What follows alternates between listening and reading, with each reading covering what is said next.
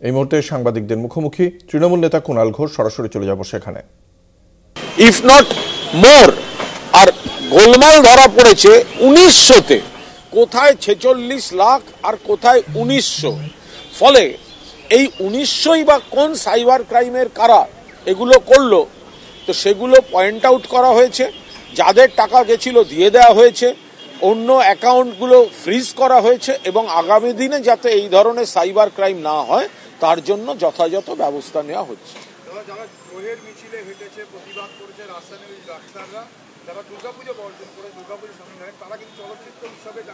এটা হচ্ছে দ্রোহের স্ববিরোধিতা। আরজি করের ঘটনা ভয়ঙ্কর এবং নিন্দনীয়। ধর্ষণ, খুন কেউ সাপোর্ট করেনি, করতে পারে না, কোনো সভ্য সমাজ করতে পারে না। আমরা সবাই প্রতিবাদী ছিলাম। কলকাতা পুলিশ 24 ঘন্টার মধ্যে অ্যারেস্ট করেছিল দোষীকে। সেখানে যারা অতি নাটক করলেন, সেখানে যারা উৎসব, কিসের উৎসব, দুর্গোৎসবকে কটাক্ষ করা হলো, বয়কট করা হলো, যেখানে এত লক্ষ মানুষের কর্মসংস্থান জড়িত। দুর্গোৎসব কিসের উৎসব? কেউ কেউ আবার বললেন এবছর ভাইফোঁটা নেব না।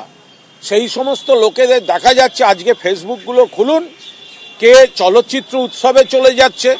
দ্রোহের তারা দুর্গোৎসবে আপত্তি ছিল, দুর্গোৎসবে নয়, ভাইফোঁটা নিতে যাব না।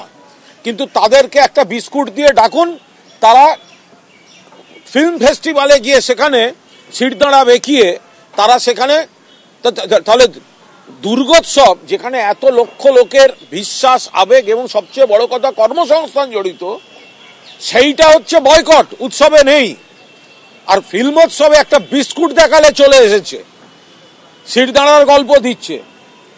ফলে এদের এই দ্রোহের দ্বিচারিতা, প্রতিবাদ 100 বার হবে। যারা প্রতিবাদ করেছেন তাদের অধিকার আছে প্রতিবাদ করার, আমার কথার যেন কোনো বিকৃত ব্যাখ্যা না হয়। কিন্তু আমি লোককে বলবো দুর্গোৎসবে যেও না, আমি লোককে বলবো ভাইফোঁটা নিতে যেও না, আর আমি ফিল্মোৎসবে গিয়ে সেখানে আমার স্বার্থে আমি সেখানে সম্বর্ধনা নেব, আমি সেখানে নিজেকে প্রমোট করব, নিজেকে সেল করব, আমার ছবি সেল করব। এর মানে কি? এরা মুখে যত বড় বড় কথা বলুক, ব্যক্তি স্বার্থে বিস্কুট দেখালে বিক্রি হয়। এরা ব্যক্তি স্বার্থে বিস্কুট দেখালে বিক্রি হয়। এরা দুর্গোৎসবকে বয়কটের কথা বলে, নিজের স্বার্থে ফিল্মোৎসবে গিয়ে সামিল হয়। আমি কারোর নাম করে বলতে চাই না।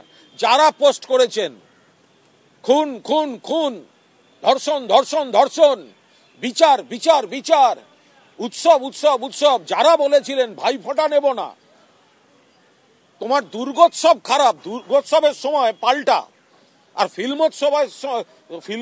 ফিল্মোৎসবে গিয়ে নিজের ব্যক্তি প্রমোশন, এগুলো হয় নাকি কখনো?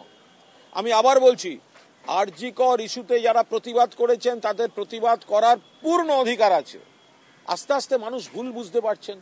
আজকে তুলনা করে দেখুন, কুলতলি 62 দিনের মাথায় সাজা, 62 দিনের মাথায় ফাঁসি ঘোষণা।